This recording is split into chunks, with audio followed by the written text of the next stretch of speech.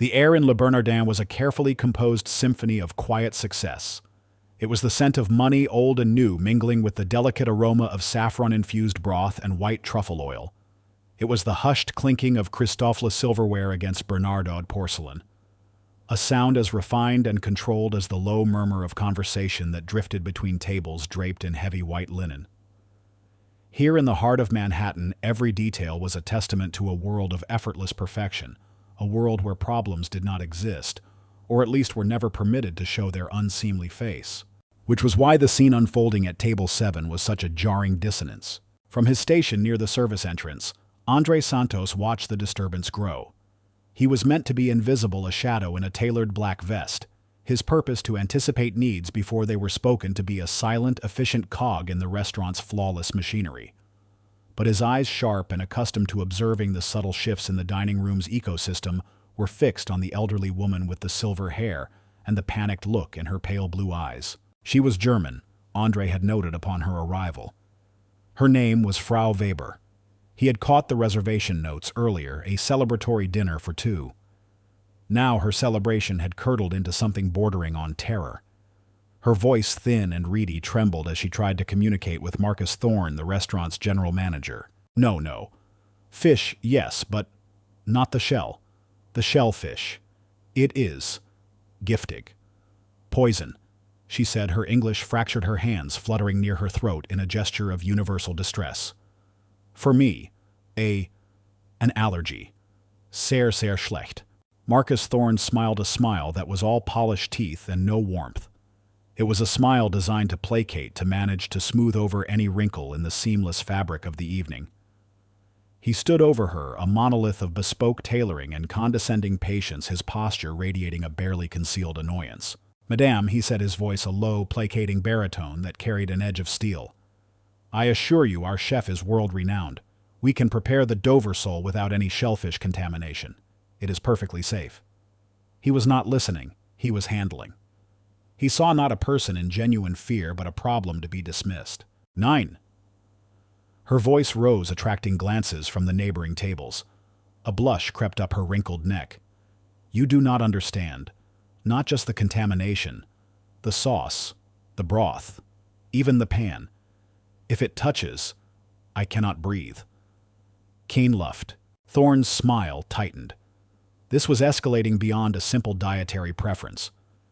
It was becoming a scene, an ugly, disruptive scene that threatened the delicate harmony he curated with such tyrannical precision. He glanced around, his eyes flicking past the faces of his clientele, the investment bankers, the theater patrons, the quiet inheritors of dynastic fortunes. His job was to protect their experience from this kind of unpleasantness. "Perhaps you would be more comfortable with the roasted squab." Then he suggested, his tone shifting from placating to dismissive. He was closing the conversation, ending the negotiation. Andre felt a familiar knot tighten in his stomach. He saw the woman's shoulders slump in defeat, her husband patting her hand, his own face a mask of helpless frustration. Andre knew what would happen next. They would order the squab, their evening ruined. They would leave feeling unheard and foolish, and Marcus Thorne would glide away, his authority asserted, the small ripple of discord smoothed back into the calm, expensive waters of the dining room. It was the rule. Don't interfere. Know your station. Andre's station was table 24 in the dimly lit corner by the kitchens, the section reserved for less important guests, for those whose presence was tolerated rather than courted. He was a waiter, a black man in a sea of white faces and whiter tablecloths, hired, he knew, to fill a quota and then be rendered as inconspicuous as possible. To step forward now would be a cardinal sin. But then he saw the flicker of real fear in Frau Weber's eyes as she looked at the menu again, as if every word were a potential threat.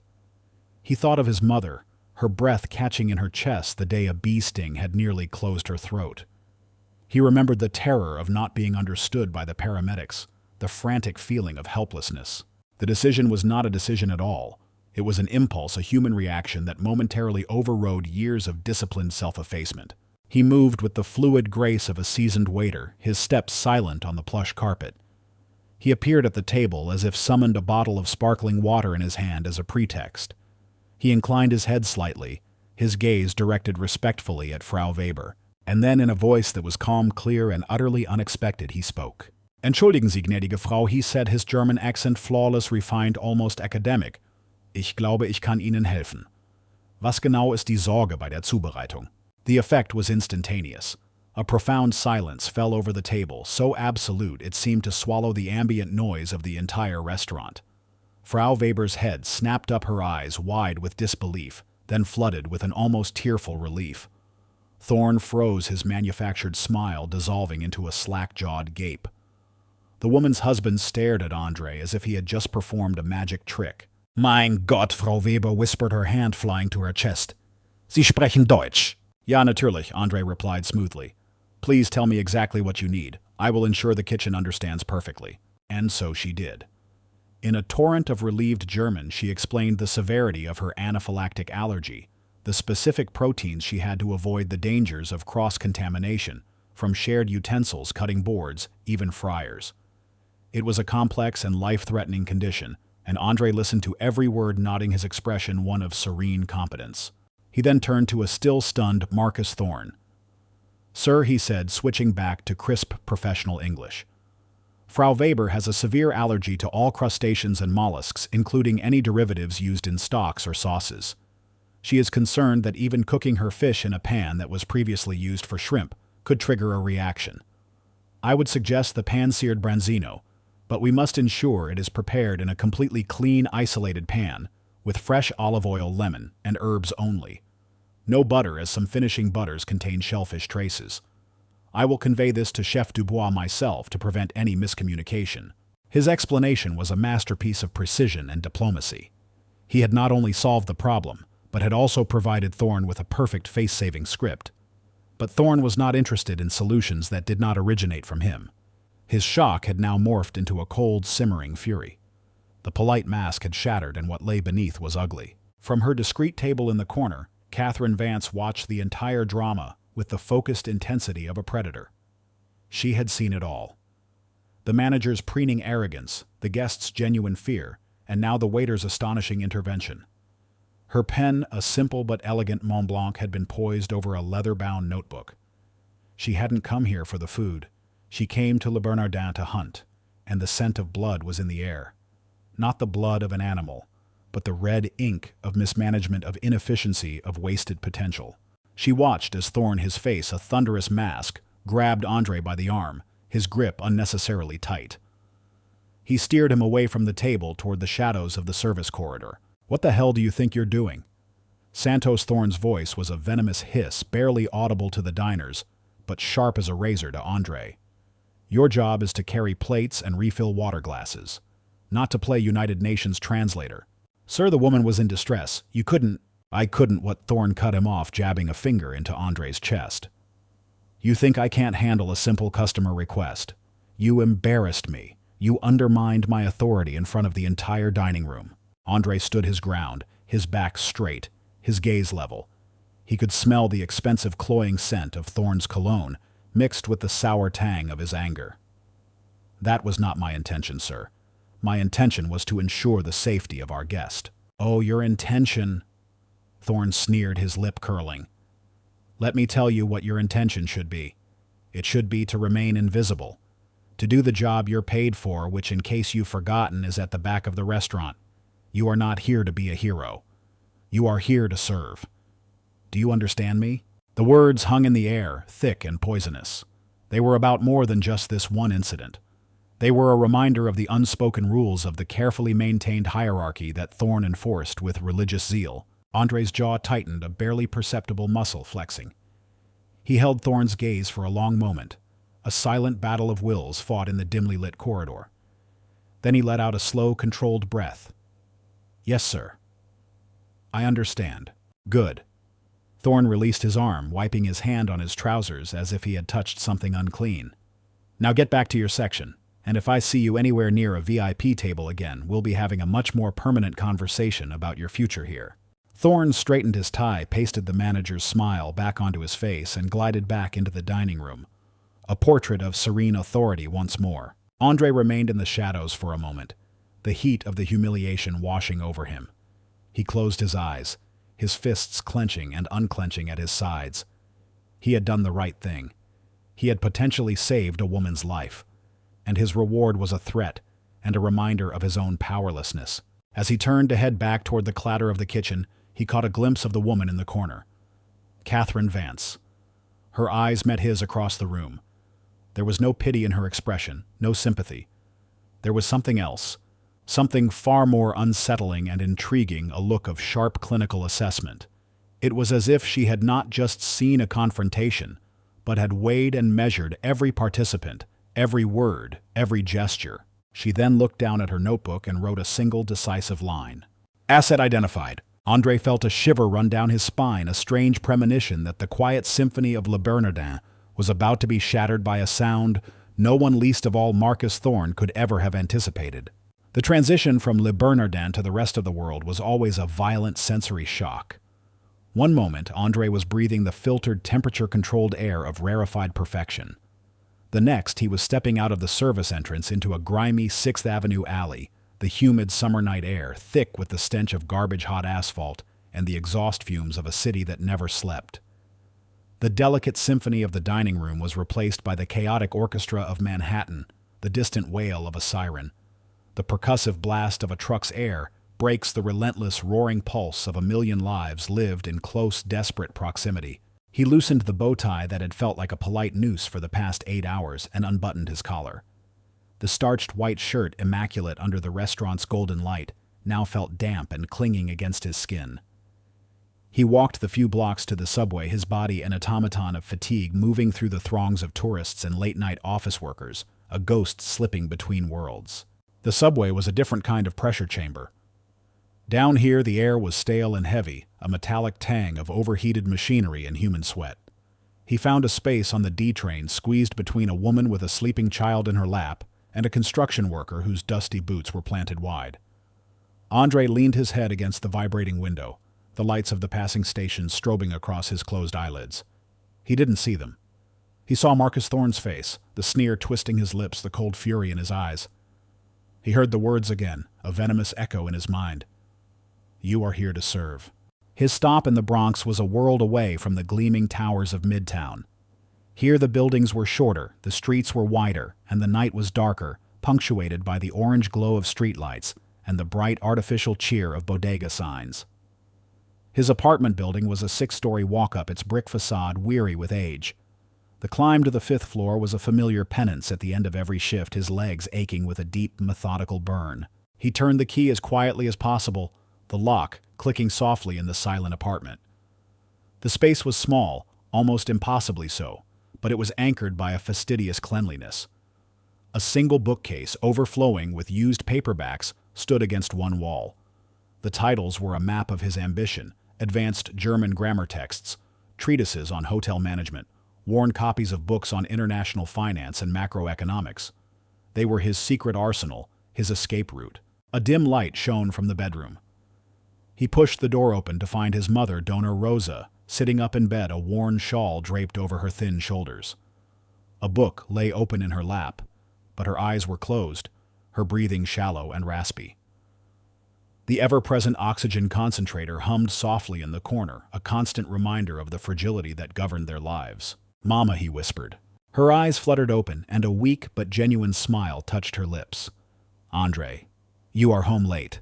Her voice was a soft musical rasp. It was a busy night, he lied, placing a kiss on her forehead. Her skin was cool and papery. He avoided telling her about the incident with Frau Weber about Thorne. Her own worries were a crushing enough weight. She did not need to carry his as well.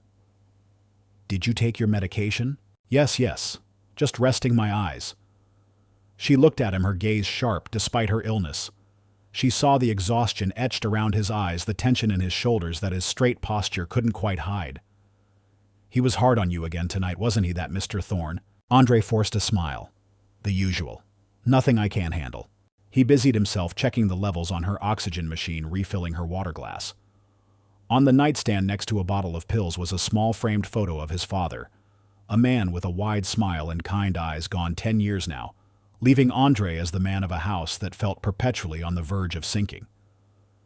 Beside the photo was a white envelope, the red lettering of the hospital billing department stark and aggressive. Another one. It joined the small, neat pile he kept in a drawer, a paper monument to their precarious existence. Every paycheck, every tip was a frantic calculation, a desperate triage of rent, utilities, medication, and the towering mountain of debt. "You work too hard, meu filho," she said softly, her Portuguese, a warm, familiar comfort. "All those books, all this work. For what? So a man like that can treat you like dirt." "It's temporary, Mama," he said, his voice firm with a conviction he had to force. "This job, it's just a step. I'm learning. I'm preparing.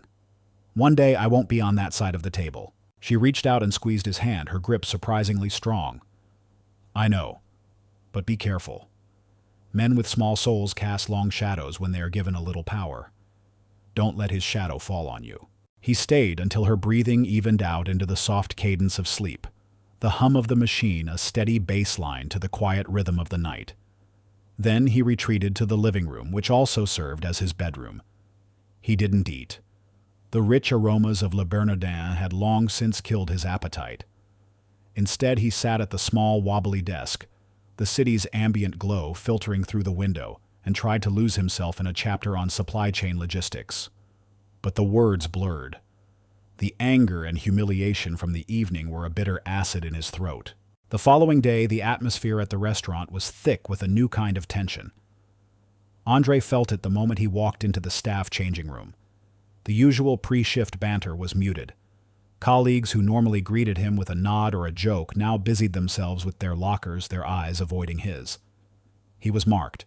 He had broken the unspoken rule, never ever outshine the manager. It was Elena who finally broke the silence. She cornered him by the linen closets, her arms crossed, her dark eyes flashing with a mixture of concern and exasperation. Elena was a survivor. She had worked at Le Bernardin for 5 years, navigating its treacherous internal politics with a sharp wit and an even sharper understanding of its power dynamics.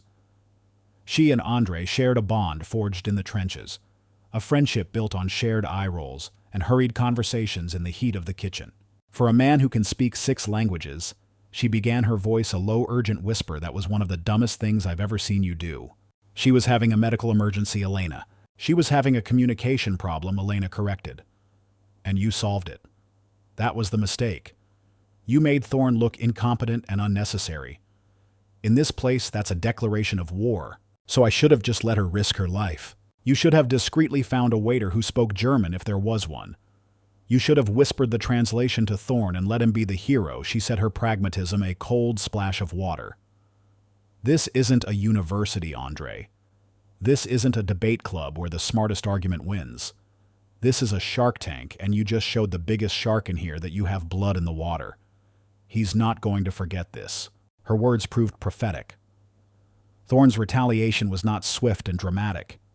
It was a slow, meticulous campaign of psychological warfare designed to grind Andre down, to remind him and everyone else of his place.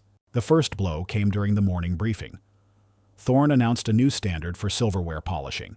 To ensure we meet the highest possible standards of excellence, he said, his eyes locking onto Andre's, I will be personally inspecting every fork, every knife, every spoon. And to lead this new initiative, Mr. Santos will be in charge of polishing the entire restaurant's silver collection, by hand, effective immediately. It was a demeaning, backbreaking task usually reserved for new trainees or as a punishment. It meant Andre would spend hours in the back, away from the dining floor, away from the possibility of earning tips. It was a public demotion disguised as a special assignment. Andre spent the next 4 hours in a hot, windowless room, his hands submerged in cleaning solution, the metallic scent of polish clinging to him. He worked with a steady, focused rhythm, his mind a fortress against the humiliation. He lined up the polished pieces on velvet trays, each one gleaming a small, perfect soldier in an army of defiance.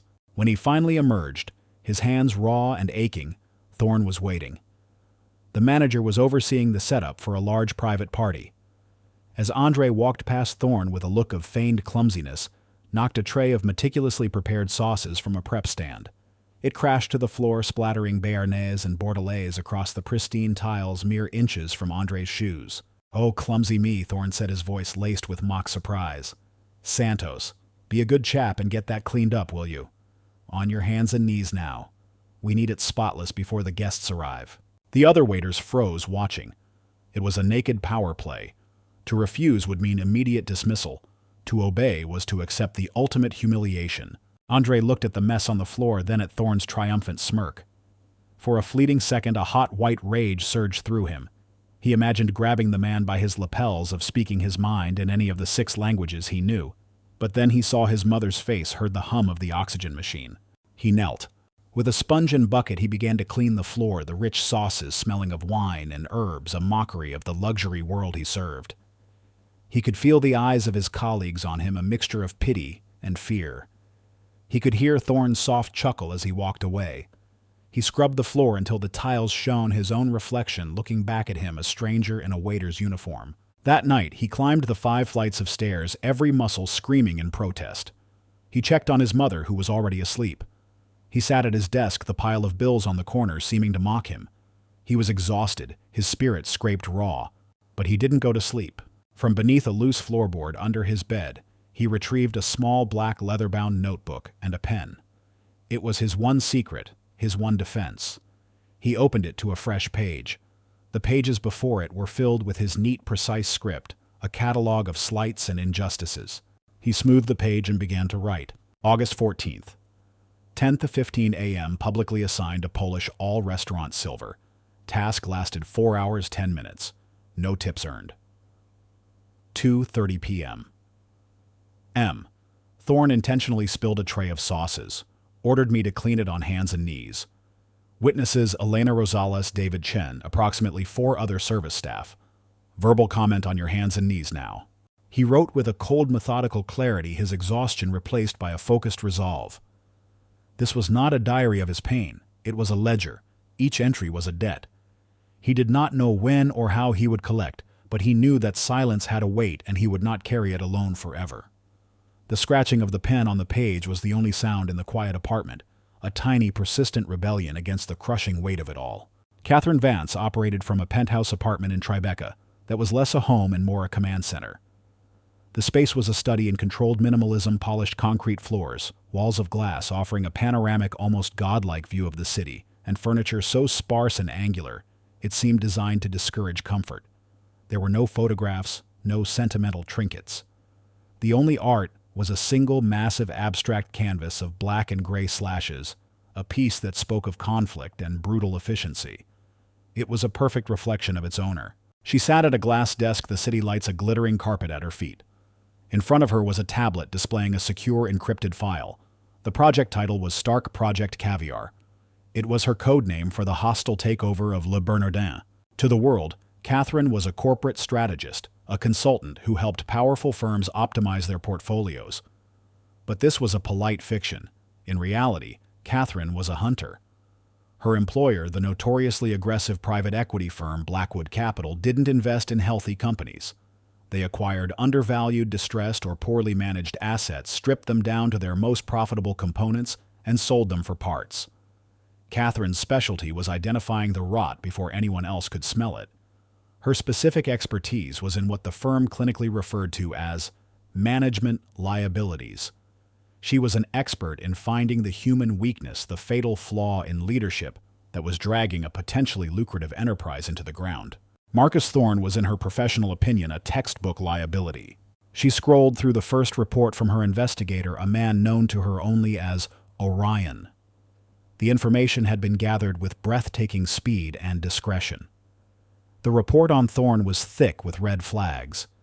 2 previous positions at high-end hotel groups had ended abruptly. While the official records cited personal reasons, Orion's digging had unearthed sealed settlements with 2 former employees. The complaints were sealed, but the whispers from former colleagues, coaxed out by Orion's substantial payments, told a consistent story: discrimination, verbal abuse, and the creation of a toxic work environment. Thorne was a predator who thrived on the powerlessness of his subordinates, a petty tyrant whose ego was a financial drain on every establishment he ran. High staff turnover, low morale potential for catastrophic lawsuits. To Catherine, this was not a moral failing. It was a mathematical equation that screamed, buy. Then she switched to the second file, the one labeled Asset Potential A, Santos. This report was even more fascinating. It was a portrait of relentless, quiet ambition. She saw scanned images of library records from the Brooklyn Public Library showing years of borrowing history books on linguistics, hospitality law, and advanced financial modeling. She read a transcript of an interview Orion had conducted with one of Andre's professors in his online executive MBA program.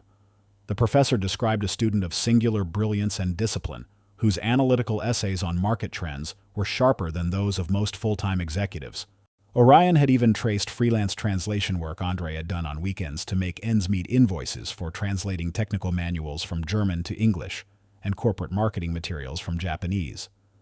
And finally, there was the financial report, the crushing weight of his mother's medical debt, the meticulously on-time rent payments for his tiny Bronx apartment, a life lived on the knife's edge of solvency. Catherine leaned back, tapping a long manicured finger against the glass of her desk. The picture was perfect. On one side, a manager whose prejudice and arrogance were an active risk, a ticking time bomb of litigation that depressed the restaurant's real market value. On the other, an employee whose skills, education, and character were so profoundly undervalued, he was practically an untapped goldmine. Thorne was the poison, Andre the antidote. Her job was to facilitate the exchange. But data was not enough. Catherine's methodology was built on direct observation, on feeling the texture of a place, on seeing the cracks with her own eyes. For the past week, she had been conducting her own field research. On Tuesday, she had entered Le Bernardin as Helen, a slightly frumpy academic from Ohio, wearing a drab tweed jacket, sensible shoes, and oversized glasses. She had specifically requested a table in the back in Andre's section. She watched him work. She saw the quiet dignity, the preternatural awareness of his surroundings, the way he moved with an economy of motion that spoke of years of practice. He treated her with the same grave professional courtesy as he would the billionaire at table 1. On Thursday, she returned as Sloane, a brash new money tourist, dripping in designer logos, a prop Birkin bag on the seat beside her. She was loud, demanding, and deliberately difficult. She sent a bottle of wine back, claiming it was corked when it was not. She complained about the lighting. She was testing the system, testing its breaking points. She observed as Thorne handled her personally, his demeanor a masterclass in sycophantic charm, while he simultaneously made a dismissive gesture to another waiter about the tacky woman at table 17. It was during this visit that she witnessed the incident that sealed her assessment. She watched David Chen, a young Asian-American waiter whose file she had also pulled, noting he had a Level 2 sommelier certification approach, a table of French dignitaries. He began to speak about the wine pairings in fluent, lightly accented French. Catherine saw Thorne approach him from behind, placing a hand on his shoulder and murmuring something in his ear. David's face fell. He nodded stiffly and retreated, replaced by a white waiter who stumbled through the French wine terminology with a clumsy American accent. A few moments later, Catherine saw Thorne berating David near the service station. She was too far away to hear the words, but the body language was clear. The manager's aggressive posture, David's bowed head. The message was unambiguous. At Le Bernardin, competence was secondary to appearance. Expertise was less important than fitting Thorne's narrow, prejudiced image of what luxury service should look like. It was not just inefficient. It was stupid. It was money being left on the table. Now sitting in her silent apartment, the city sprawling beneath her, Catherine consolidated her findings. The case was airtight. Project Caviar was a go. The financials were strong. The brand was prestigious, but the internal culture was a cancer. By removing the tumor Marcus Thorne and replacing him with a capable, motivated leader, and then instituting a culture of meritocracy, Blackwood Capital could easily increase the restaurant's profit margin by 15 to 20% within a year before flipping it to an international hotel group. Justice for Catherine was a tool, a very powerful, very precise tool for leveraging public opinion and legal action to achieve a financial goal. She felt no particular sympathy for Andre Santos. She felt he was being misused, a high-performance engine being used to power a child's toy. Her plan was not to rescue him, but to deploy him correctly. She opened a new document on her tablet, a memorandum addressed to the senior partners at Blackwood Capital. RE Project Caviar, Actionable Intelligence Report and Phase 3 Proposal. Summary Internal Audit and Field Observation of Target Asset.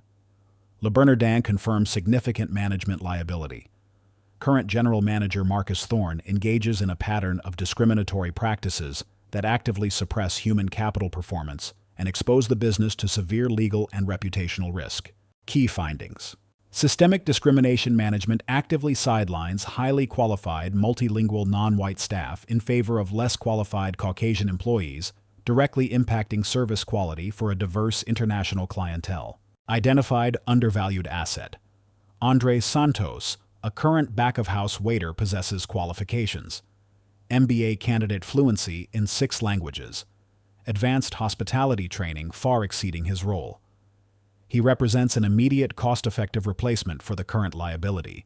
High probability of litigation. Thorne's behavior, documented over a 2-week observation period, constitutes clear grounds for a class action lawsuit. Proposal initiate Phase 3. I will make direct contact with the asset Santos to propose a strategic alliance. His cooperation as an internal source will provide the irrefutable first-hand evidence needed to neutralize the liability Thorne and justify the management overhaul post-acquisition. The narrative of promoting a deserving discriminated employee will also provide significant positive PR, smoothing the transition and enhancing the brand's value. She finished typing, her fingers moving with swift, certain strokes. She attached the encrypted files from Orion, the sealed lawsuits, the financial reports, the academic transcripts. She hit send. The response from the senior partner came back in less than a minute. A single word. Proceed. Catherine stood up and walked to the vast window, looking down at the river of headlights flowing through the canyons of the city. Down there in a 5th-floor walk-up in the Bronx was a man who believed he was powerless, a man meticulously documenting injustices in a secret notebook. He thought he was alone, fighting a silent, hopeless war. He had no idea that a force far more powerful and infinitely more ruthless was about to offer him an entirely new set of weapons. She picked up her phone and dialed the number for her lead attorney. David. She said, her voice cool and precise. It's time to draft the initial offer for the Le Bernardin acquisition. And I need you to prepare a standard non-disclosure agreement. I'm about to acquire an asset. A week later, Le Bernardin was humming with the electric tension of a Saturday night service. The dining room was at full capacity, a tightly packed mosaic of the city's elite. Every table was a small stage, and the waiters were the silent, black-clad stagehands moving in a choreography of disciplined grace. But beneath the polished surface, the pressure was immense. In the kitchen, the expediters' calls were sharp and clipped. On the floor, every movement was precise, every second accounted for. On nights like these, Marcus Thorne was at his most volatile, a predator pacing the edges of his territory, sniffing the air for any sign of weakness, any deviation from his script of perfection. Andre was in the thick of it, balancing a heavy tray laden with plates of seared scallops and butter-poached lobster, his mind a running calculus of timing and position. He moved through the narrow channels between tables, his focus absolute. It was then that he noticed the disturbance at table 9, a prime spot near the center of the room. A Japanese couple, elegantly dressed and in their late 50s, were in a state of quiet distress. They were trying to communicate with their waiter, a young, flustered man named Jeremy, whose escalating panic was palpable. The couple spoke in urgent, polite Japanese, gesturing at the menu, then at the woman's throat. Jeremy just kept smiling, a wide, terrified smile, nodding and repeating, "The sea base is excellent tonight. Very popular." Thorne spotted the service bottleneck from across the room. His eyes narrowed, and he began to move toward the table, his stride long and purposeful. Andre knew what was coming, Thorne's brand of assistance, which would involve him speaking slowly and loudly in English, treating the couple like errant children, and further escalating their discomfort until they simply gave up and ordered something they didn't want. It was a disaster in the making. Andre made a split-second decision. As he passed the table on his way to deliver his order, he paused for the briefest of moments. He inclined his head toward the Japanese man, keeping his voice low and discreet, so as not to draw immediate attention. "Moshiwake gozaimasen," he murmured, his Japanese accent clean and unforced. "Nani ka okomari desu ka?" "Excuse me, sir. Is there something I can help you with?" The couple's reaction was one of profound, almost comical relief. The man's worried face broke into a wide smile. He responded in a rapid stream of Japanese, explaining that his wife had a severe and rather unusual allergy to alliums, onions, garlic, chives, leeks in any form, raw or cooked. It was a chef's nightmare, especially in French cuisine, where they were the foundation of nearly every sauce and stock. Andre listened intently, nodding. He responded just as quickly. "Kashikomarimashita. Shosho omachi kudasai." "I understand perfectly. Please wait just a moment." The entire exchange took less than 30 seconds, but it was 30 seconds too long. Thorn had arrived, his face a mask of cold fury. He had seen the interaction, had seen the guest's relief directed not at him, the manager, but at a lowly waiter from the back section. Santos. Thorn's voice was a low growl, but it cut through the dining room's hum. "What did I tell you about leaving your section?" "Sir, the guests have a complex allergy. I was just clarifying." "I will handle it," Thorn snapped, stepping between Andre and the table, physically blocking him. He then turned a counterfeit smile on the Japanese couple. "Welcome to Le Bernardin. Can I help you?" he said, drawing out the words with patronizing slowness. The couple's smiles vanished, replaced by confusion. They looked past Thorn, their eyes searching for Andre. The man pointed a finger toward Andre. "He speaks." This was the final insult. Thorn's authority had been publicly superseded. His face flushed a dark mottled red. The carefully constructed facade of the unflappable manager cracked and something raw and ugly spilled out. He spun on Andre. His voice was no longer a whisper. It was a clear, carrying, furious exclamation that made forks stop midway to mouths and conversations die in their throats. "How many times do I have to tell you, Santos?" He boomed, the sound shockingly loud in the refined space. "You are a waiter. Your job is to take orders and carry plates. You are not a diplomat. You are not the main attraction. Get back to your damn section now." A mortified silence descended upon the entire dining room. Diners stared, their expressions a mixture of shock and embarrassment. The Japanese couple looked utterly horrified, as if they were the cause of this terrible scene. Jeremy, the young waiter, looked like he wanted the floor to swallow him whole. This was different. The private humiliations, the demeaning tasks, they were a slow poison. This was a public execution. This was Thorn attempting to strip him of his dignity in front of the world, to brand him as an insubordinate upstart in the one place where reputation was everything. Andre felt a strange, cold calm settle over him. The hot surge of anger he expected did not come. In its place was a chilling clarity. He looked at Thorn's contorted face, at the spittle flying from his lips, and he saw not a powerful manager, but a small, frightened man terrified of being exposed as inadequate. He saw the rot at the core of the whole establishment. He held Thorn's gaze. He did not look down. He did not flinch. He let the silence stretch, forcing everyone in the room to sit with the ugliness of what Thorn had done. Then, when the tension was unbearable, he spoke. His voice was quiet but steady, and devoid of any tremor of fear or submission. "Yes, sir." He turned, not scurrying away in shame, but with a deliberate, measured pace, and walked back toward his section, his back ramrod straight. At her corner table, Catherine Vance lowered her wine glass. She had seen the entire glorious implosion. She had seen Thorn's insecurity override his professionalism. But more importantly, she had seen the look in Andre's eyes. It was not the look of a defeated man. It was the look of a man who had just crossed a threshold, who had silently shed his victimhood and made an irreversible decision. It was the look of a weapon being brought online. She made a small, precise check mark in her notebook. Liability has self-identified. Asset is primed. The rest of the shift passed in a blur of surreal tension. Andre performed his duties with a flawless, almost robotic precision. He was polite, efficient, and utterly unreadable. Thorn avoided him, but kept shooting venomous glances his way from across the room.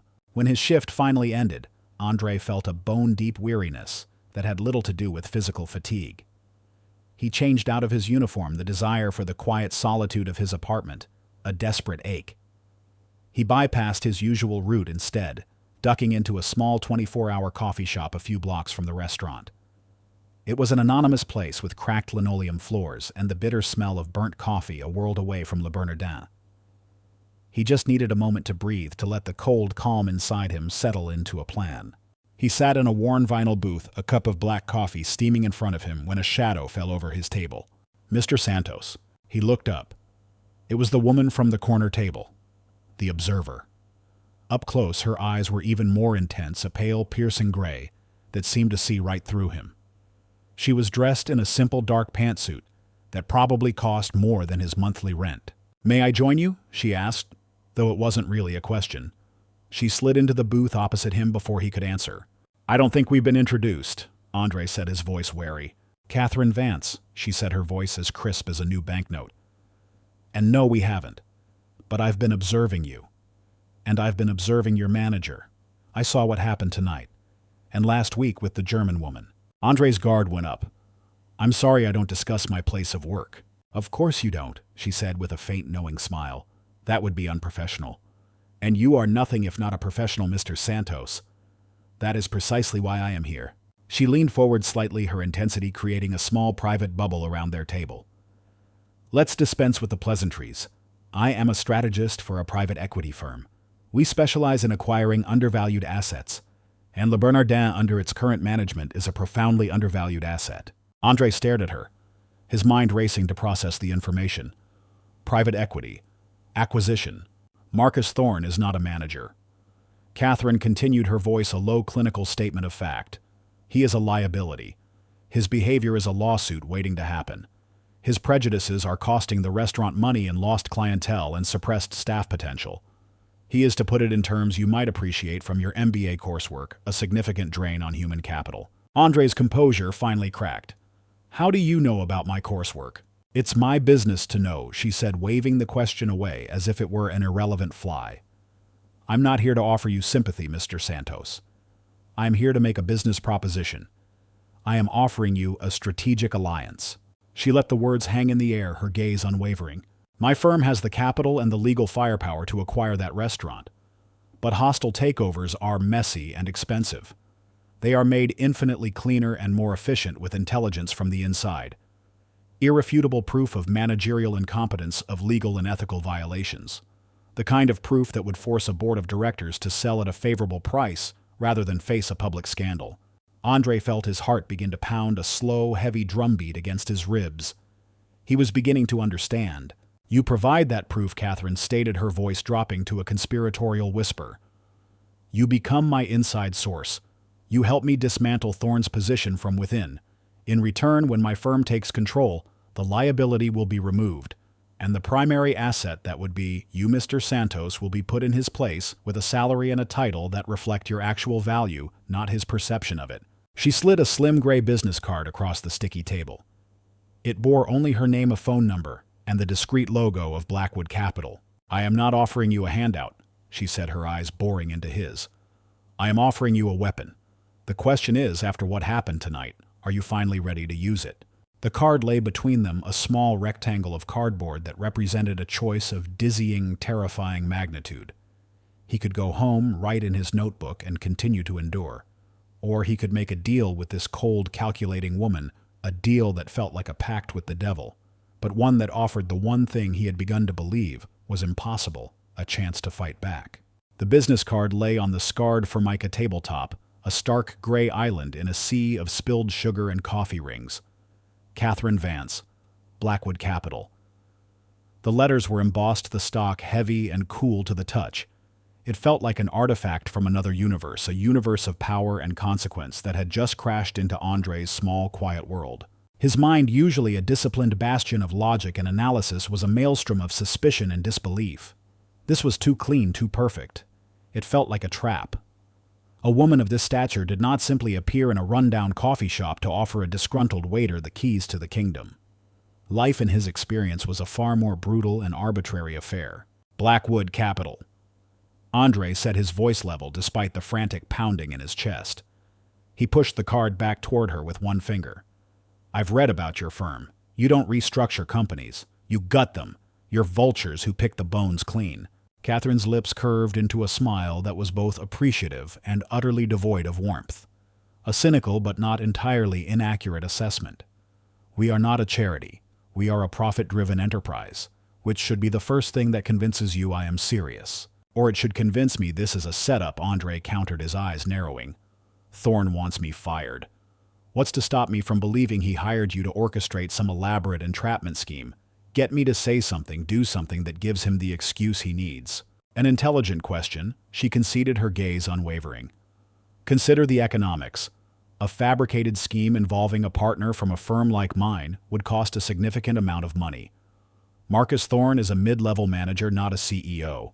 He doesn't have the resources for that kind of theater. Furthermore, my time is billed at $2,000 an hour. Do you truly believe he would pay my fee simply to fire a waiter he could easily dispose of for a fabricated infraction like being 5 minutes late? Her logic was cold, sharp, and brutally effective.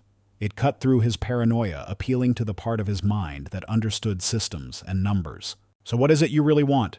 He pressed, still not yielding. Why me? Thorne mistreats half the staff. Why not go to them? Because the others are victims. Catherine said plainly, her directness like a physical blow. They endure. They complain. They hope someone will rescue them. You, Mr. Santos, are different. You don't just endure. You document. You analyze. You prepare. The others feel the injustice. You have been cataloging it. More importantly, they lack the singular qualification that makes you indispensable. My language is no, she said, shaking her head slightly. That's a skill. A valuable one, but still just a skill. Your indispensable quality is your ambition. The others want a better job. You want to run the entire damn enterprise. I've seen your MBA curriculum. You're not studying to be a better waiter. You're studying to be the person who hires the waiters. Am I wrong? Andre was silent. She had seen him, had read him with a terrifying clarity that left him feeling exposed, as if she had peeled back his skin and examined the intricate machinery of his hopes and frustrations. What are the risks? He asked, his voice now a low murmur. For me. If we do this and we fail, if Thorne finds out I'm not just fired, I'm finished. He'll make sure I never work in a restaurant in this city again, not even as a dishwasher. For the first time, Catherine's expression softened, not with pity, but with a flicker of something that looked like respect. The risks are absolute, she said, her honesty more convincing than any hollow reassurance would have been. If you are caught, you are unequivocally finished in this industry. But let me ask you this. What is your current trajectory? You are a man of immense talent and potential, working for a petty tyrant who sees your competence as a personal threat. He will not stop until he breaks you. He will grind you down with 1,000 tiny humiliations until you either quit with nothing or you make a single human mistake that gives him the justification to fire you. Your current path is not a career, Mr. Santos.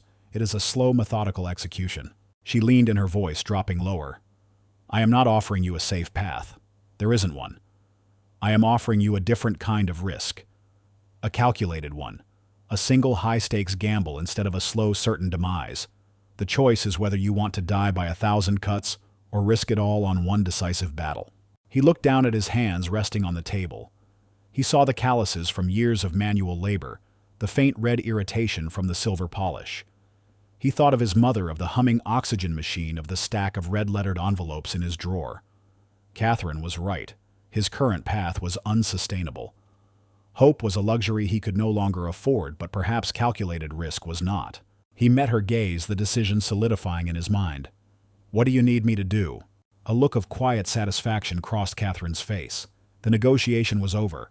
The alliance was formed. For now, you do exactly what you have been doing. You go to work. You endure. But you are no longer just a target. You are a censor, she said. From her sleek leather handbag, she produced a small velvet pouch. She slid it across the table. This is your new weapon. Andre opened it. Inside, nestled in the black velvet, was what looked like an ordinary, elegant silver cufflink. It was heavy, intricately engraved with a simple pattern. It's a digital audio recorder, Catherine explained. The highest fidelity with a 12-hour battery life. The engraving is the microphone. To activate it, you twist the head a quarter turn to the right. To stop, you twist it back. It's simple, discreet. You will wear it on your uniform every day. You will record every interaction with Thorne. Every order, every threat, every racist aside he makes when he thinks no one is listening. She slid a second smaller object from her bag, a USB drive disguised as a key fob. At the end of each shift, you will upload the audio file to this drive. It is encrypted. I will give you a location to drop it off once a week. Do not keep the files yourself. Do not listen to them. Just record, upload, and erase. Behave as you always have. Be the perfect silent victim. He will never suspect. Andre picked up the cufflink, its weight cool and solid in his palm. It felt impossibly heavy, laden with the gravity of his choice. He had his own condition. He was not going to be a mere pawn. He reached into the canvas messenger bag at his feet, the one containing his textbooks, and pulled out the small black leather-bound notebook. He didn't hand it to her. He simply opened it on the table, turning it so she could see the pages. He saw her eyes scan the neat, dense script. She saw the dates, the times, the verbatim quotes, the lists of witnesses. Her professionally neutral expression flickered. For a brief second, he saw genuine surprise, a flash of profound respect. She had thought she was recruiting a soldier. She was looking at the work of a fellow spy master. "My God," she breathed, looking up from the notebook to meet his eyes. "You've been building the case against him for months." "I've been surviving," Andre corrected quietly. "This is how I survived." Catherine slowly closed the notebook and pushed it back toward him. The dynamic between them had fundamentally shifted. This was no longer an arrangement of a powerful benefactor and a desperate subordinate. It was a partnership of two strategists, each recognizing the other's capabilities. "I underestimated you, Mr. Santos," she said, her voice holding a new tone. "I believed I was choosing a capable asset. It appears I have found a partner. Thorne thinks he is fighting a war against one disgruntled waiter. He has no idea he's about to be caught in a pincer movement." She stood up, her movements fluid and decisive. "Your instructions stand. We will be in touch through a secure messaging app. The details are on a card inside the pouch. Welcome to the fight." She turned and walked out of the coffee shop, melting into the New York night as quickly as she had appeared. Andre sat alone in the booth for a long time, the cufflink in one hand, the notebook in the other. The smell of burnt coffee no longer seemed bitter.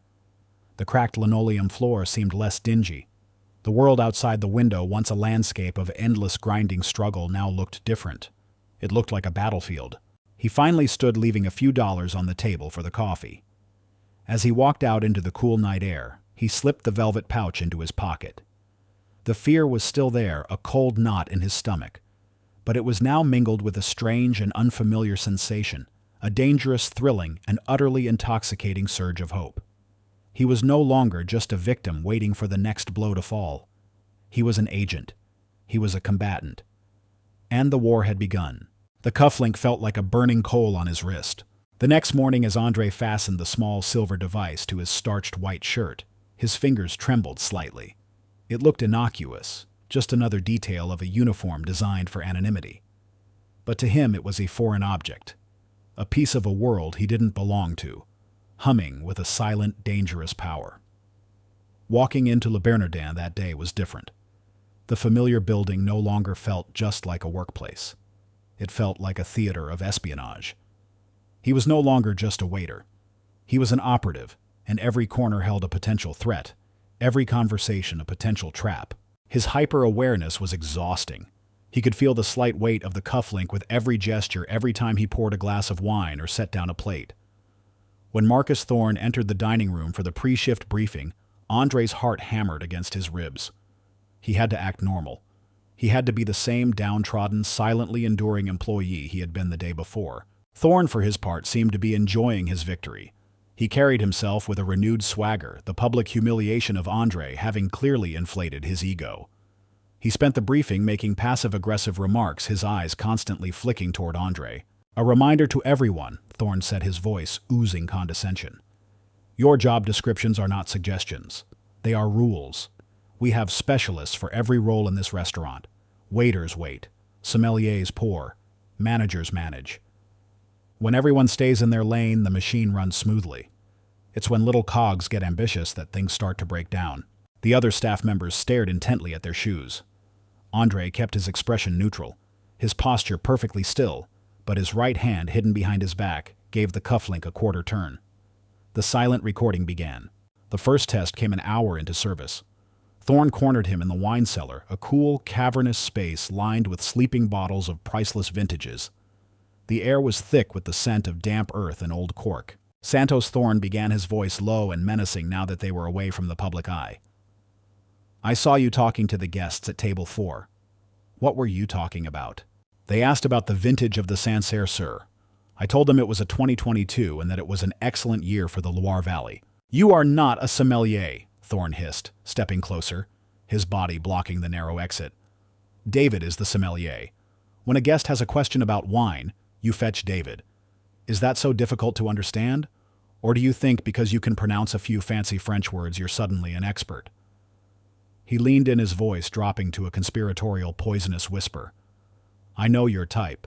You think you're smarter than everyone else. You think you deserve more. But you need to remember where you came from and what a gift it is that you're even allowed to work in a place like this. Be grateful, Santos.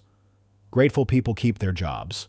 It was a perfect textbook example of Thorne's abuse, racist, condescending, and delivered in private, where it was one man's word against another's. Andre kept his face a mask of submission. Yes, sir. It won't happen again.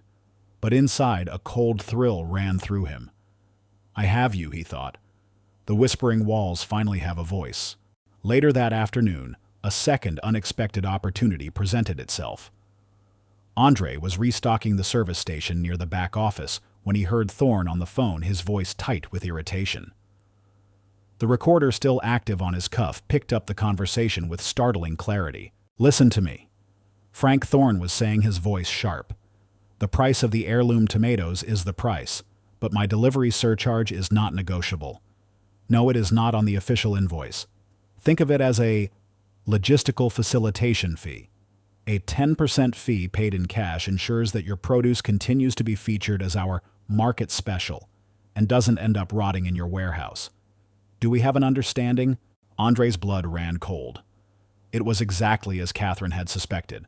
Not just petty tyranny, but actual financial corruption, kickbacks from suppliers. He moved away silently before Thorne could see him, his mind reeling.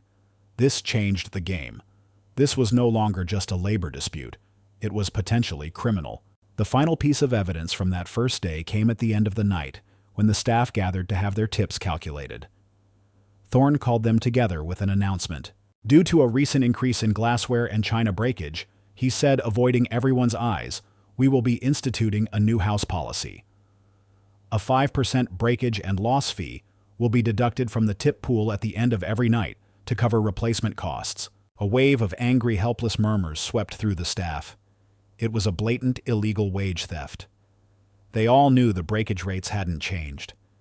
This was just Thorne skimming from their hard-earned money. But what could they do? To protest was to be fired. The cufflink on Andre's wrist silently recorded their frustrated whispers, their muttered curses, and Thorne's dismissive, "This is not a debate. It's policy." Andre knew he couldn't fight this war alone. He needed allies. His first approach was to David Chen. He found the young sommelier in the cellar after the shift, meticulously cataloging new arrivals. David had been quiet and withdrawn ever since the incident with the French dignitaries. He's getting worse, Andre said quietly by way of opening. David didn't look up from his clipboard. What do you want me to say, Andre? That you were right to stand up to him. Look what it got you. He's treating you like his personal servant. It's not just me he's after, Andre said. He humiliated you.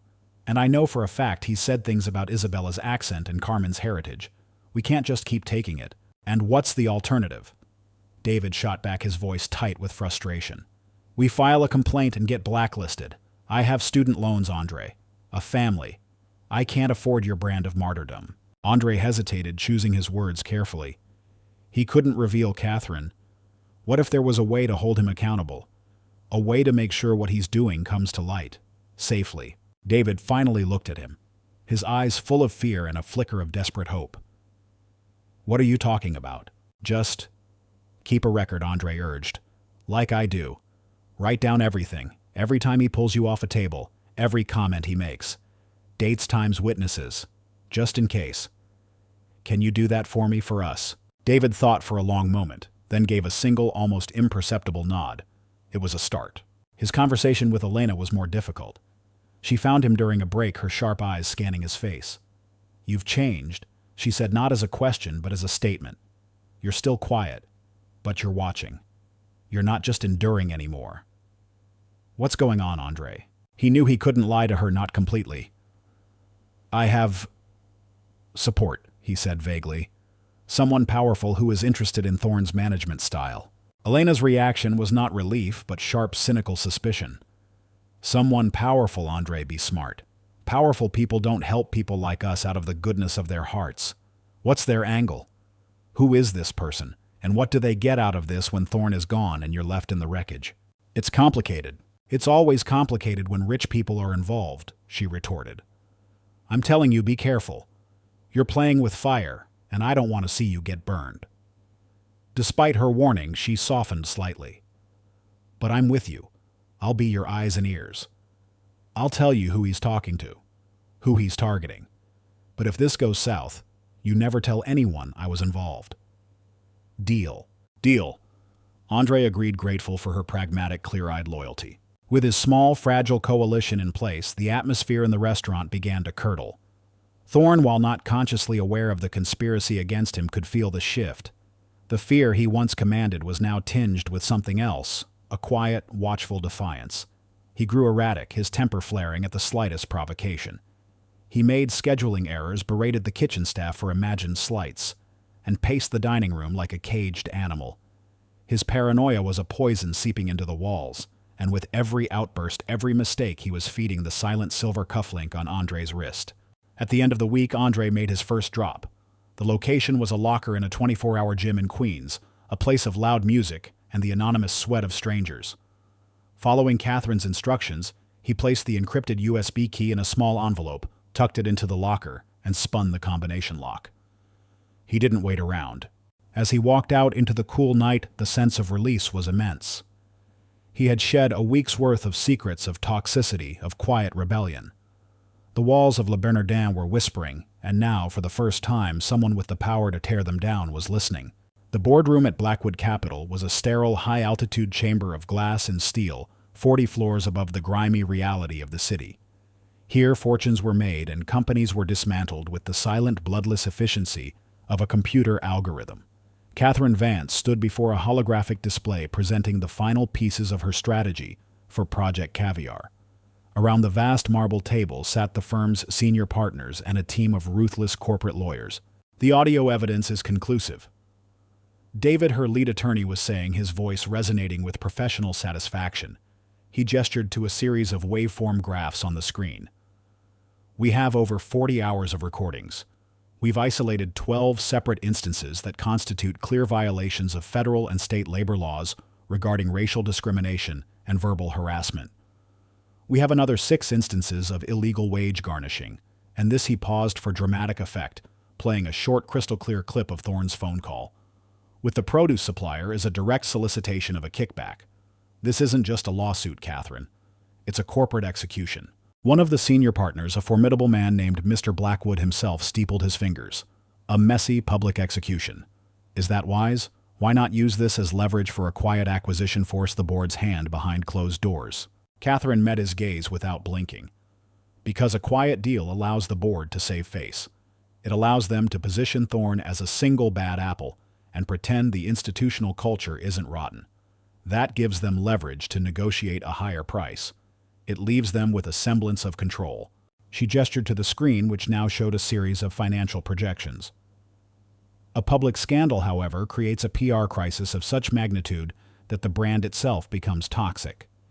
It triggers a flight of investors' cancellations from patrons and investigations from industry oversight bodies. In that scenario, Mr. Blackwood, they are no longer selling a prestigious restaurant. They are selling a public relations disaster. And we will be the only buyers willing to touch it. It craters their negotiating position and gives us the mandate to not just replace the manager, but to gut the entire executive structure and rebuild it from the ground up our way. Her logic was irrefutable, her strategy flawlessly predatory. Blackwood allowed a thin, reptilian smile. "Burn it to the ground, then. What's the plan for the match?" "I'm calling it the Damocles Dinner," Catherine said. She outlined the guest list she had meticulously curated for the event, a gathering of the city's most influential culinary voices. The senior food critic for The Times has confirmed. "I have it on good authority that a Michelin inspector, a man named Jean-Pierre Dubois, will be dining incognito that night at a separate table. We've also invited the top 3 hospitality bloggers in the country and a dozen potential investors for a new hotel group. It's the highest possible concentration of influence we can gather in one room. And Thorne will be the guest of honor," David the lawyer added with a shark-like grin. "He will be the evening's entertainment," Catherine corrected. "And when the show is over, the curtain will rise on the new star." Her final briefing with Andre took place 2 days before the dinner. The venue was a deliberate choice, a discreet private suite at the Four Seasons, a neutral territory of quiet corporate luxury. The shift was not lost on Andre. He was no longer a desperate man in a coffee shop. He was a partner in a multi-million-dollar operation, and for the first time he was being treated as such. He sat in a plush armchair, a glass of sparkling water on the table beside him, feeling a world away from the fifth-floor walk-up in the Bronx. Catherine didn't waste time with pleasantries. "It's time," she said simply. She slid a tablet across the table.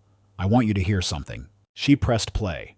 A voice filled the silent room, a voice Andre knew with sickening familiarity. It was Thorne's. "I know your type. You think you're smarter than everyone else. You need to remember where you came from and what a gift it is that you're even allowed to work in a place like this." It was the first time Andre had heard the recordings.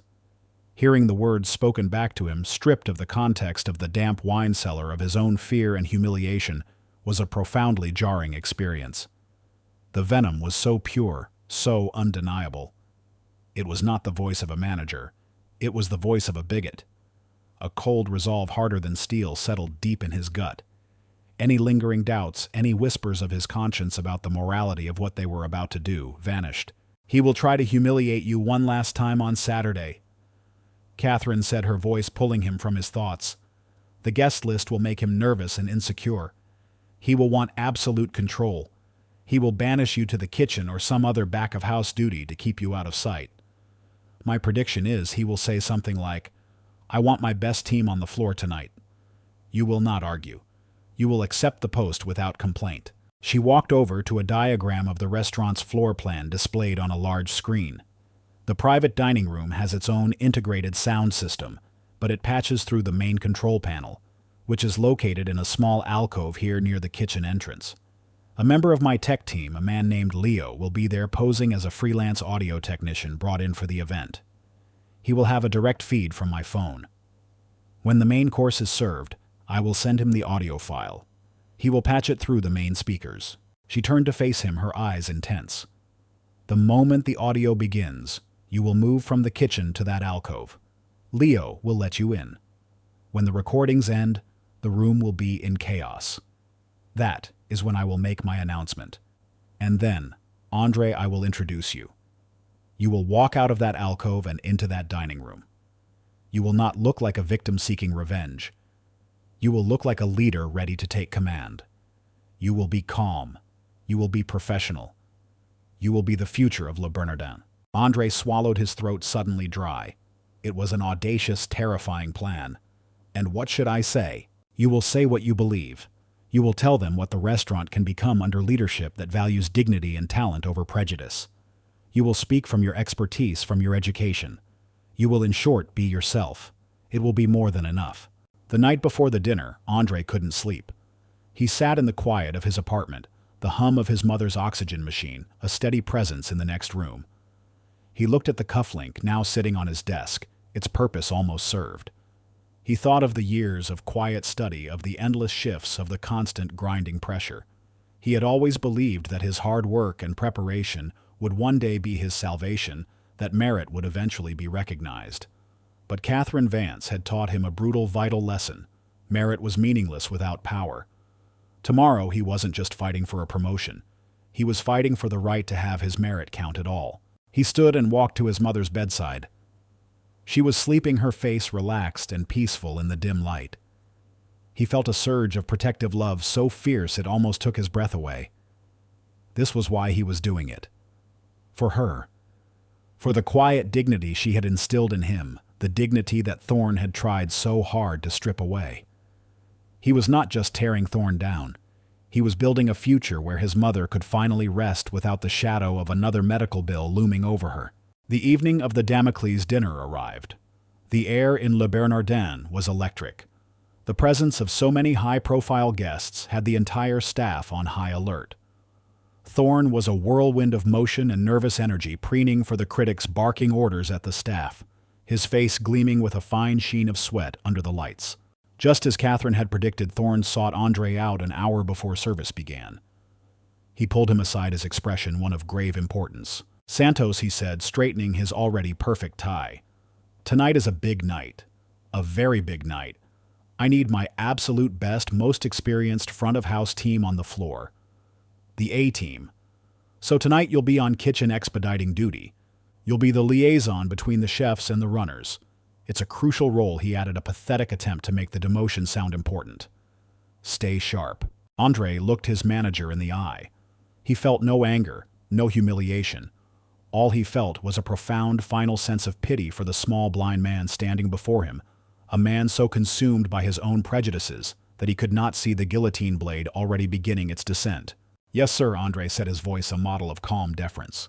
The trap was set. The pieces were in place, and the executioner was sharpening his axe. The private dining room at Le Bernardin was a sanctuary of gilded opulence. The walls were paneled in dark polished mahogany. The table was a single vast slab of gleaming wood, and a chandelier composed of 1,000 crystal teardrops cast a warm, flattering glow upon the assembled guests. Tonight, this room was the epicenter of New York's culinary world.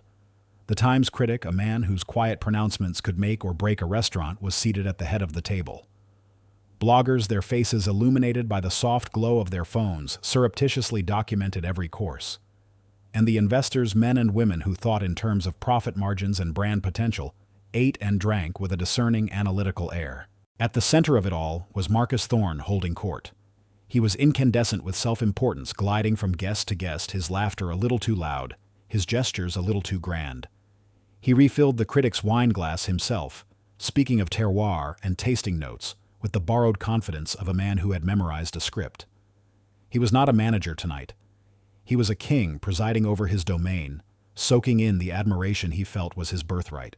The secret, you see, he was saying, his voice resonating with false modesty, is not just in the ingredients. It is in the culture. A culture of excellence, of uncompromising standards, which I have personally cultivated here. Meanwhile, in the sweltering, percussive chaos of the kitchen, Andre stood at the pass.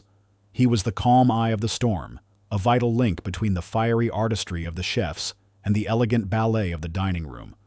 Runner table 4, 2 Dover sole 1 squab on the fly. He called out, his voice clear and steady over the clash of pans and the hiss of the grill. He worked with a focused, detached precision, his mind a separate entity from the body that performed its duties. He was aware of the audio technician Leo, a man with a bland, forgettable face who was checking cables near the sound system alcove just outside the kitchen doors. Leo had caught his eye once and given him a single, almost imperceptible nod. The system was ready. Andre glanced at the clock. 8:15 p.m. The main courses were going out. It was time. Back in the dining room, Catherine Vance listened to Thorne's pontificating with a look of polite interest. She subtly tilted her wrist, her thumb brushing the screen of the smartwatch hidden beneath her cuff. With a single invisible tap, she sent the encrypted audio file to Leo. The signal was given. The main courses arrived, presented to the guests with flourish. The critic was just lifting his fork to taste the seared foie gras when a faint electronic chirp sounded from the room's discreetly placed speakers. It was followed by a split second of static and then a voice that was intimate, venomous, and shockingly clear.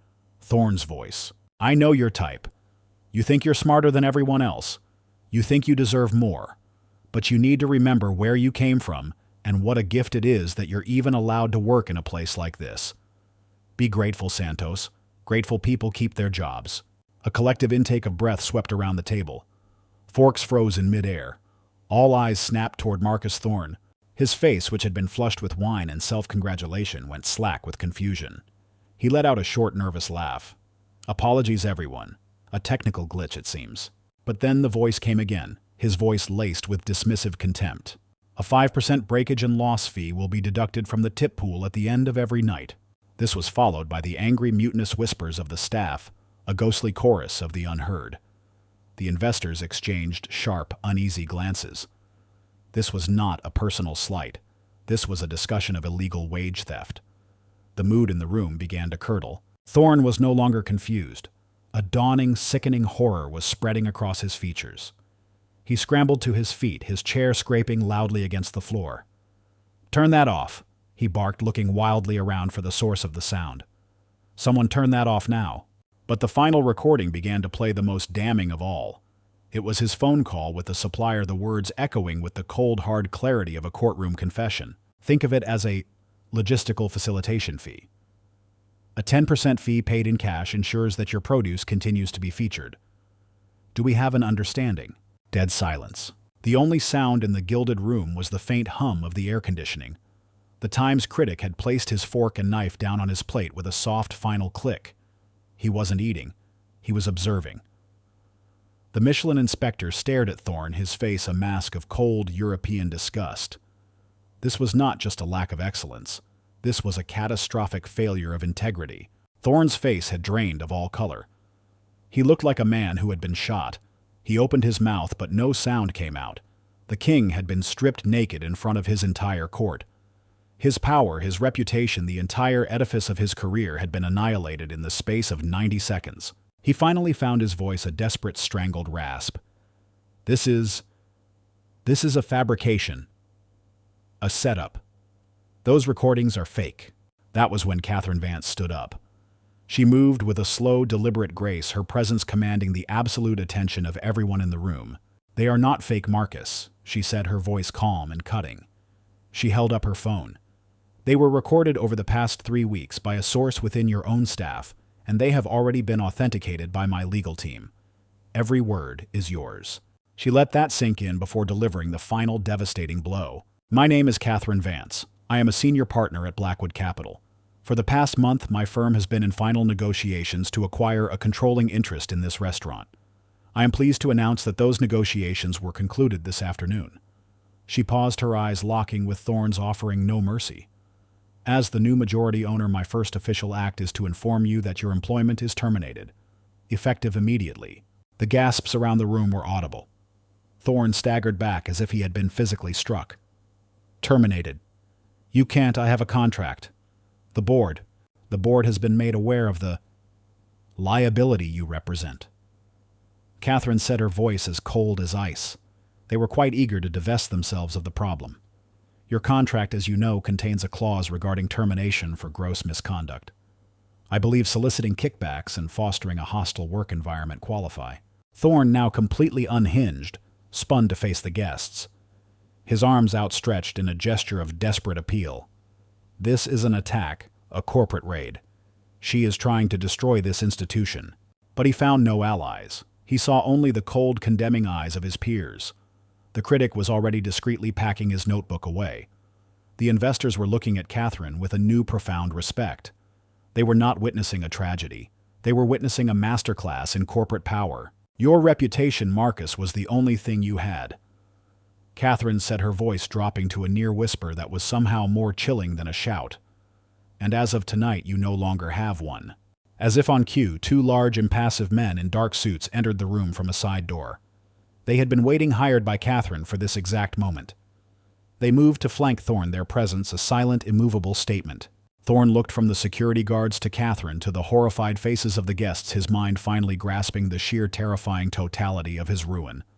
He had been so busy playing king that he never realized he was just a pawn in a much larger, more ruthless game. He deflated. The arrogance, the fury, the desperation, it all drained out of him, leaving behind the empty, pathetic husk of a man who had lost everything. He didn't say another word as the security guards gently but firmly guided him toward the door, a deposed monarch being escorted into exile. The door closed behind him, leaving a stunned, profound silence in its wake. The most powerful people in the New York food scene sat motionless, the remnants of their extravagant meal growing cold on their plates. The trap had been sprung. The prey had been removed. And the stage was now empty, waiting for the new act to begin. For a long moment after the door clicked shut behind Marcus Thorne, the only sound in the room was the soft, almost imperceptible drip of melting ice in a water pitcher. The air was thick with the ghosts of shouted words and shattered authority. The 50 most powerful people in the New York culinary scene sat in a state of collective shock, their extravagant meals forgotten, their faces a gallery of disbelief and dawning comprehension. They had come for a dinner. They had just witnessed a corporate decapitation. Catherine Vance let the silence hang, a powerful instrument in its own right, before her calm, clear voice sliced through it once more. My apologies for the interruption, ladies and gentlemen, she said, as if commenting on a spilled glass of wine.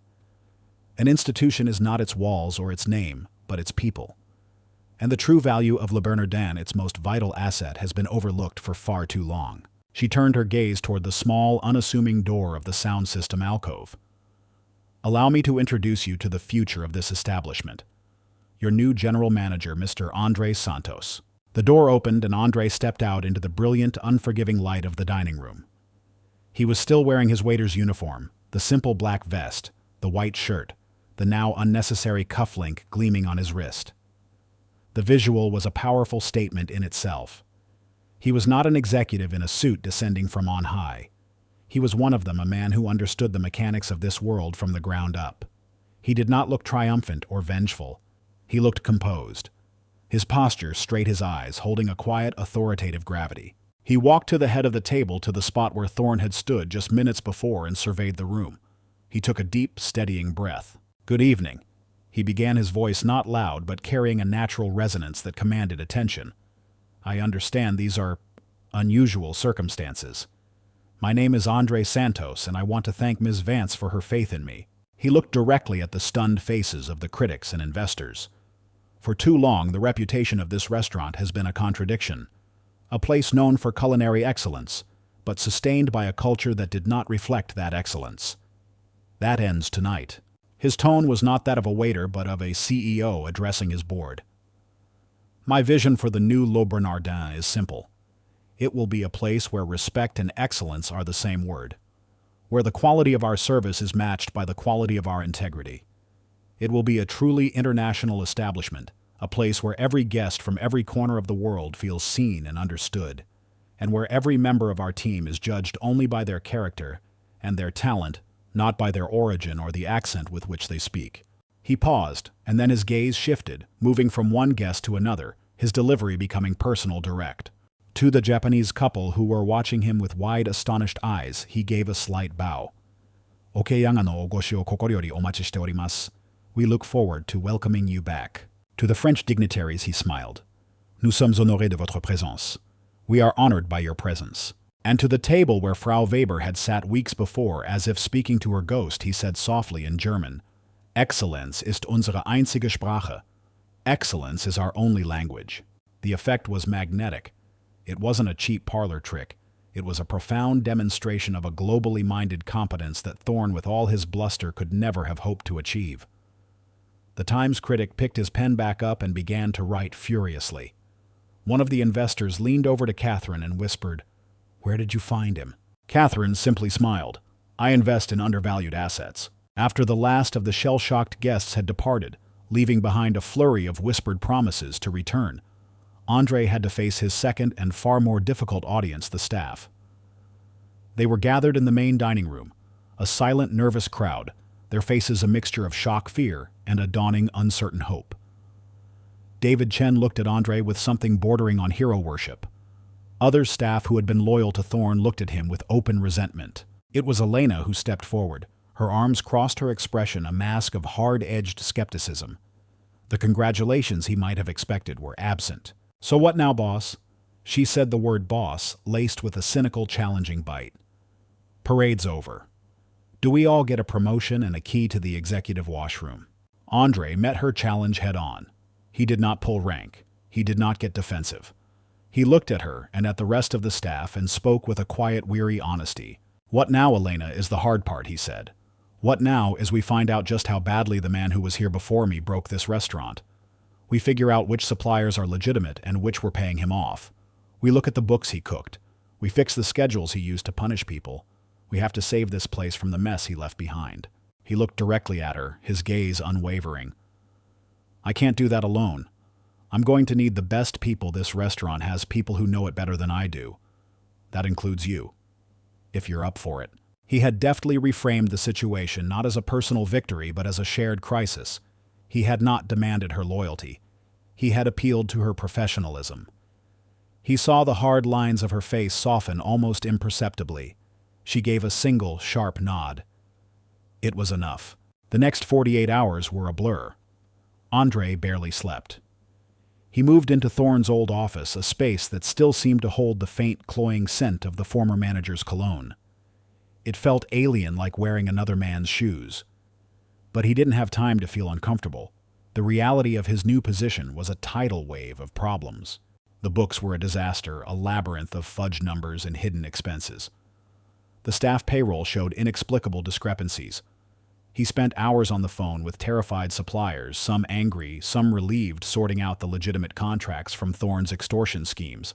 On his second day as general manager, he held his first all-staff meeting. He stood before them, not behind the manager's lectern, but on the floor with them. He didn't make grand empty promises. He laid out the truth. "We are in trouble," he said plainly. "Thorne's mismanagement has put us in a deep financial hole.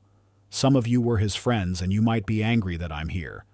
Some of you were his victims, and you might be expecting miracles. I am not here to settle scores, and I cannot offer miracles. All I can offer is a fresh start based on transparency and fairness." Then he made his first official decision. Effective immediately, the 5% breakage fee is abolished, he announced. The relief in the room was a physical wave. From now on, all tips will be pooled, and the daily totals will be publicly posted. The distribution will be overseen by a rotating committee of 3 service staff members elected by you. The first person I am nominating for that committee is Elena Rosales. Elena's head snapped up, her eyes wide with surprise. It was a brilliant move. He had not only instituted a fair policy, but had empowered his most vocal skeptic, making her a partner in the new regime's transparency. Late that night, long after the last employee had gone home, Andre stood alone in the dark, silent dining room. The crystal chandelier was dimmed. The tables were bare, stripped of their finery. The weight of it all, the sheer crushing scale of the task ahead, finally settled on his shoulders. He was no longer a waiter dreaming of a better future. He was the man responsible for 64 employees, for a multi-million-dollar brand, for the hopes of everyone like David and Elena who were now looking to him. The victory had been a 90-second audio clip. It had been exhilarating, a flash of righteous fire. But this, he now understood, was the real war. Not the dramatic battle, but the long, grueling, day-by-day campaign of rebuilding a broken culture.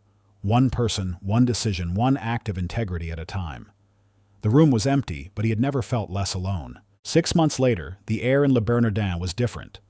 The scent of success was still there, perhaps even richer than before, but it was layered with something new. It was the aroma of freshly baked bread from the new in-house patisserie, the bright, authentic scent of shiso leaf from the new Japanese-French fusion tasting menu, and the complex, welcoming bouquet of a wine cellar that had tripled in its diversity. The quiet, almost tense hush of the old regime had been replaced by a vibrant, confident hum. It was the sound of a restaurant that was not just successful, but happy. Andre Santos, now dressed in a perfectly tailored charcoal suit that accentuated his tall, lean frame, moved through the dining room with a quiet, observant grace. He was no longer a shadow. He was the anchor, the gravitational center around which this new, brighter universe revolved.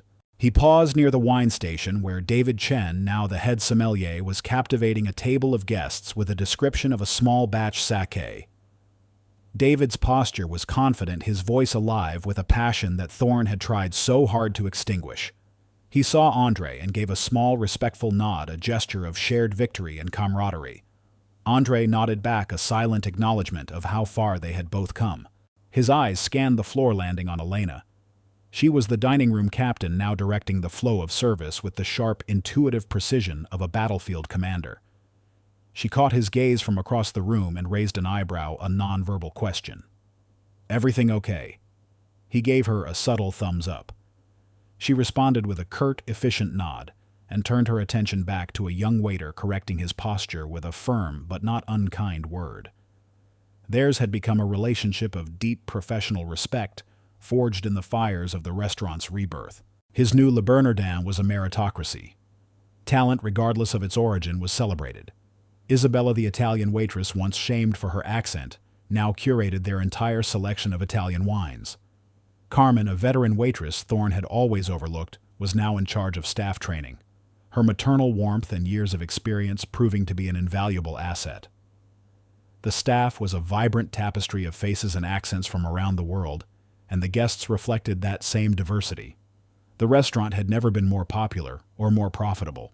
Later that evening, in the quiet of his office, Andre sat at the large mahogany desk that had once been Thorne's throne. It was his now, but it felt less like a throne and more like a workstation. The surface was covered not with awards, but with staff schedules, budget projections, and blueprints for a planned expansion. Tucked into the corner of his desk blotter was a recent photo of his mother. She was smiling, her face fuller, the light back in her eyes. Her medical debts were gone, paid in full. She was living in a comfortable ground-floor apartment with a small garden cared for by a full-time nurse. This, more than any magazine review or profit statement, was the true measure of his success. There was a small stack of personal mail on his desk set aside by his assistant. One envelope stood out. It was made of heavy cream-colored paper, the address written in an elegant old-world script, the postmark from Berlin, Germany. His heart gave a slight jolt of recognition. He opened it carefully with a letter opener. The letter was written in flawless, heartfelt German. "My dear Mr. Santos, you may not remember me, but I was the woman with the severe allergy on a rainy evening some months ago. My husband and I were recently reading a feature in a European magazine about the remarkable transformation of Le Bernardin, and I was overcome when I saw your photograph and read your story. I felt I had to write. That evening, you did more than just prevent me from having a dangerous allergic reaction. In a moment of fear and frustration, when I felt invisible and foolish, your kindness and competence were a beacon. You treated me with a dignity that your superior was incapable of understanding. I have told the story of the brilliant young waiter who spoke perfect German to many of our friends here. To read now that your talent has been recognized, that you are now leading that magnificent restaurant, has brought me more joy than you can imagine.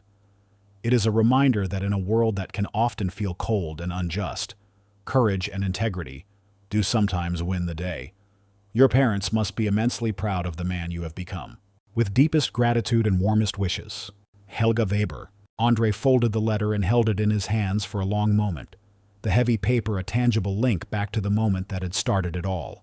The single impulsive act of decency that had set in motion a corporate avalanche. He felt a swell of profound gratitude, a sense of a circle finally beautifully closed. But the feeling was not one of pure, uncomplicated triumph. It was something more complex, more bittersweet. He leaned back in his leather chair, the silence of the office pressing in on him, and felt the immense crushing weight of his dream. He worked 80-hour weeks. The problems were relentless. A supplier issue, a difficult staff member, the constant insatiable pressure to maintain the perfection that was now his brand. He had paid off his mother's debt, but he now saw her less than he had when he was just a waiter. Their conversations were shorter, squeezed in between meetings and late-night inventory checks. He had bought her security at the price of his own time. He had a team that respected him, but the easy camaraderie he'd shared with Elena and David in the trenches was gone, replaced by the necessary isolating distance of leadership. His victory had not been an escape from struggle. It was merely an exchange of one set of struggles for another grander and more unforgiving. Late that night, after the last chef had wiped down their station and the final dishwasher had gone home, Andre walked out into the empty dining room. The lights were dimmed, casting long, soft shadows over the white tablecloths. He stood in the center of the room alone. He saw his reflection in the dark floor-to-ceiling windows, a silhouette against the glittering backdrop of the Manhattan skyline. He saw a man in a fine suit, the general manager of one of the world's great restaurants. But he also saw the tired lines around his eyes, the subtle slump of his shoulders that no tailor could hide. This was the price, the cost of the dream. Justice hadn't been a gift from a benevolent godmother. Catherine Vance had been a catalyst, an opportunist who saw value where others saw nothing. She had provided the weapon, but he was the one who had to wield it. And he had been preparing for that moment his entire life in quiet libraries and late-night study sessions, with every word of a new language he committed to memory. Success was not a destination he had arrived at. It was a territory he had conquered, and that he now had to defend every single day. He thought of Marcus Thorne, a man who, according to industry gossip, was now managing a chain restaurant in a suburban strip mall, his name a permanent stain in the world he once ruled. There was no joy in the man's downfall. There was only a quiet, sobering understanding that systems built on prejudice were brittle, and that the fall was always a matter of when, not if. Andre's victory was not a fairy tale. It was a testament to the brutal, beautiful reality that sometimes in the cold calculus of the world, preparation and courage, when met with a singular opportunity, could be enough to change everything. It was not a happy ending. It was a beginning, a hard-won, exhausting, and deeply meaningful beginning. And for the first time in a very long time, as he looked out over his silent, sleeping restaurant, Andre Santos felt a quiet, profound sense of peace. He was home. Sometimes the greatest victories are not loud but quiet. They are not found in the downfall of our adversaries, but in the world we build from the ashes of the battle. Andre's story teaches us that true success is rarely a gift. It is the result of quiet preparation, unwavering integrity, and the courage to seize a single opportunity that can redefine a lifetime of struggle.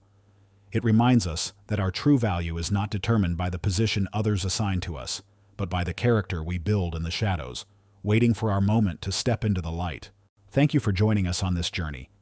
If this story of resilience and justice resonated with you, please consider showing your support by liking this video and subscribing to our channel for more tales that uplift the spirit and celebrate the enduring power of human decency.